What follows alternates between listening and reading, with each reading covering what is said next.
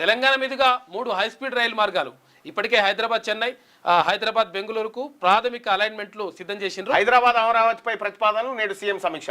మూసీ అభివృద్ధికి ఏడీబీ నిధులు, రుణం పొందేందుకు కేంద్ర సూత్రప్రాయ అనుమతి. 4100 కోట్ల రుణం తీసుకోనున్న తెలంగాణ సర్కార్ ఏడీబీ ప్రతినిధులతో పురపాలక శాఖ ఒప్పందం చేసుకుంది.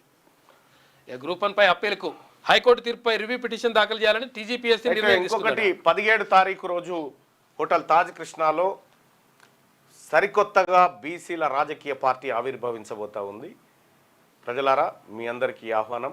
బీసీల ఆత్మగౌరవం ఉట్టిపడే విధంగా బీసీలకు సముచిత రాజకీయ వాటా, సముచిత ఉద్యోగ వాటా, సముచిత ఆర్థిక వాటా దక్కడం కోసం సరికొత్త రాజకీయ పార్టీ తెరపైకి రాబోతా ఉంది.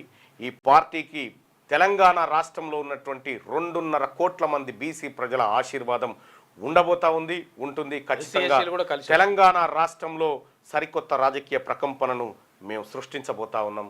ఈ కార్యక్రమానికి మిమ్మల్ని అందరినీ ఆహ్వానిస్తాం.